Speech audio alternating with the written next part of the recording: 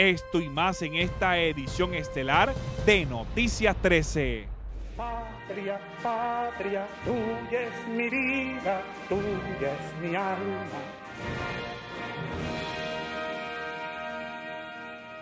Antes de salir del Hospital Militar de Caracas, donde Chávez falleció la víspera a los 58 años, víctima del cáncer, los miembros del Gabinete Constitucional le rindieron honores y un sacerdote oró por su eterno descanso.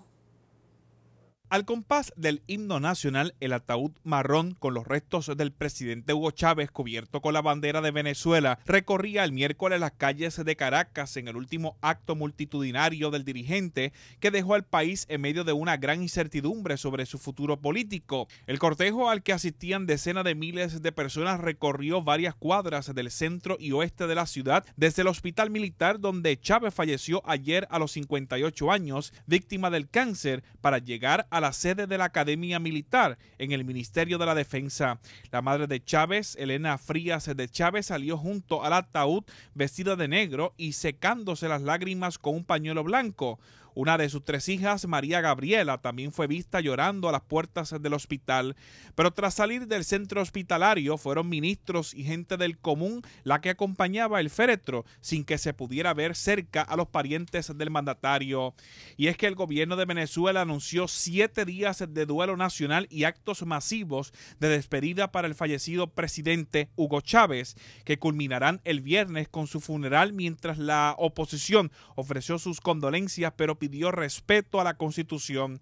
El cuerpo del presidente, que falleció a los 58 años de edad como consecuencia de un cáncer que le aquejaba desde junio del 2011, sería puesto en capilla ardiente para que el pueblo se despidiera. El vicepresidente Nicolás Maduro asumiría temporalmente la presidencia tras el fallecimiento del mandatario Hugo Chávez y convocaría elecciones en los próximos 30 días. Pero en vida, el presidente Hugo Chávez habló sobre su sucesión, señaló y soñó para su movimiento político aparentemente garantizado y endosó a Nicolás Maduro en el caso que él no pudiese regresar a la presidencia. La aparente transición pacífica dentro del chavismo corrió de boca del ex vicepresidente y el canciller Elías Jaua, que el martes dijo que ante la falta absoluta de Chávez por su muerte, la presidencia sería asumida por Maduro mientras se convocan a elecciones, al tiempo que Diosdado Cabello, quien por mandato de la Constitución debería asumir la primera magistratura,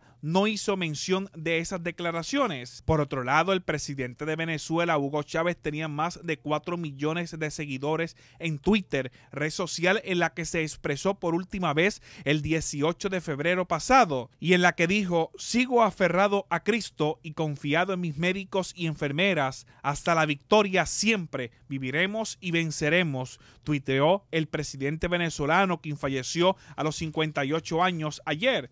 Los presidentes de Argentina, Uruguay y Bolivia fueron los primeros en llegar a Caracas para el funeral del presidente Hugo Chávez, fallecido la víspera y quien sería velado el miércoles en una ceremonia en la que fue una de sus escuelas, la Academia Militar. Mientras el país parece atento a los actos fúnebres del hombre que dirigió la nación petrolera por 14 años, aún se desconoce la fecha en que los venezolanos deberán ir a las urnas para elegir a un nuevo presidente. Hablando sobre este particular, el ex magistrado del Supremo Tribunal, Román Duque Corredor, explicó en entrevista telefónica con Prensa Asociada que por esa disposición constitucional las elecciones pueden realizarse cualquier día hasta que venza el periodo de 30 días consecutivos contados a partir de la ausencia del jefe de Estado, es decir, el 5 de marzo. Aunque incluso desde su lecho de muerte se seguían las órdenes de Hugo Chávez, el hombre al que ungió como su sucesor el vicepresidente Nicolás Maduro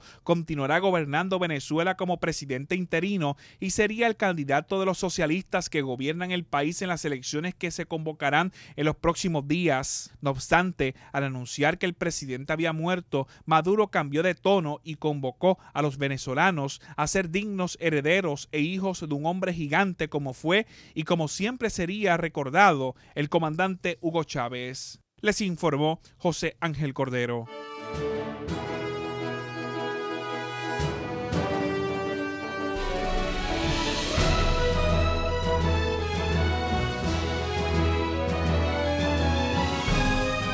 Cobertura especial.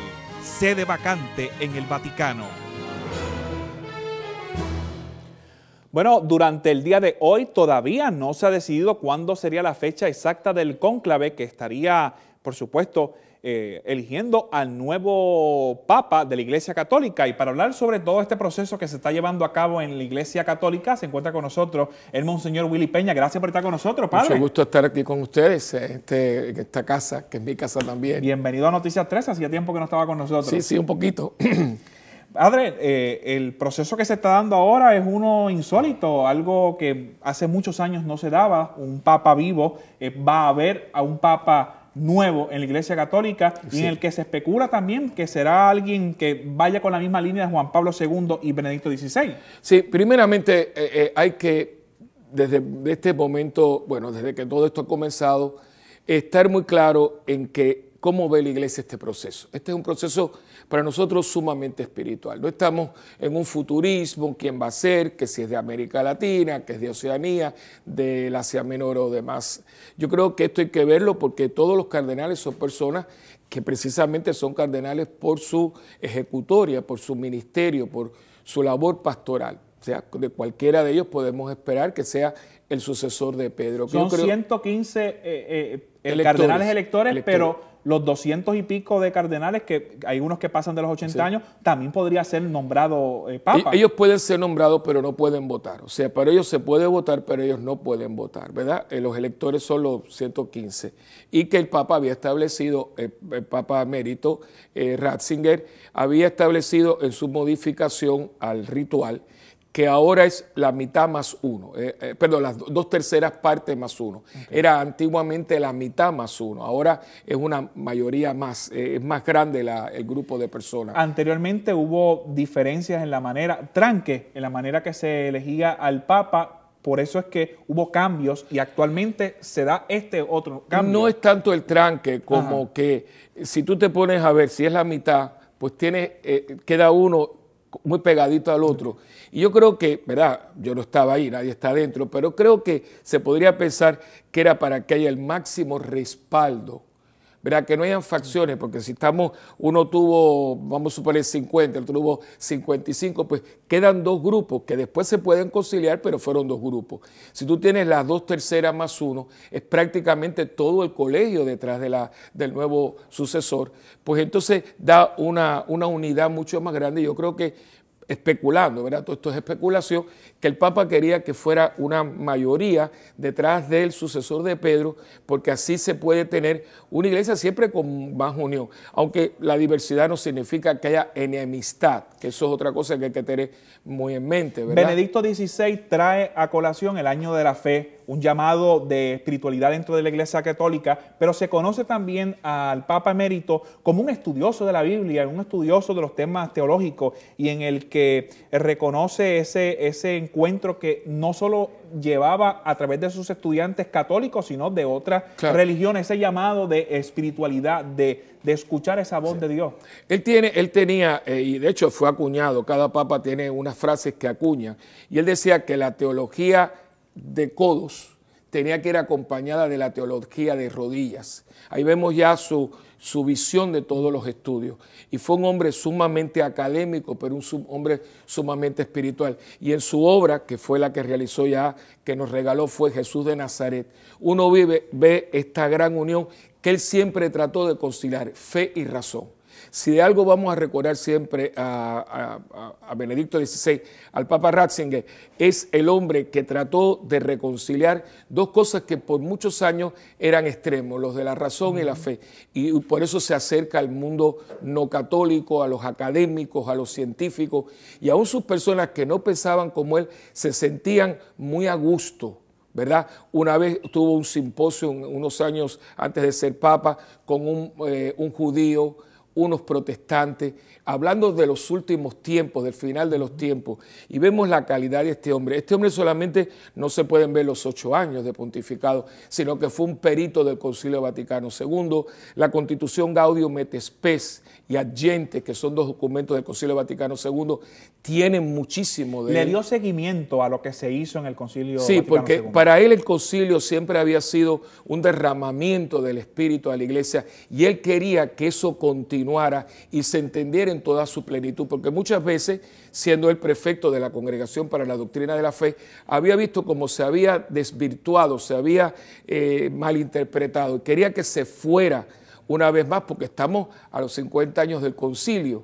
Por eso es el año de la fe, del catecismo, del Concilio Vaticano, que todo eso estuvo en mente en él cuando nos dejó todo esto. Y ese llamado también a la juventud, de que los jóvenes también pueden escuchar la voz de Dios directo, que hay que mezclarse más en los asuntos de Dios desde muy pequeño.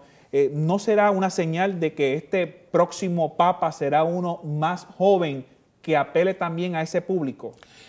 Yo creo que el próximo Papa, y yo lo creo como cristiano y como católico que soy, va a ser el hombre que hace falta. No me gusta especular porque yo me acuerdo cuando murió el Papa Juan Pablo I, que era el Papa de la sonrisa, todo el mundo se quedó, nos despertamos con el Papa que duró 33 días y ahora ¿qué va a pasar? Y tuvimos al gran Juan Pablo II.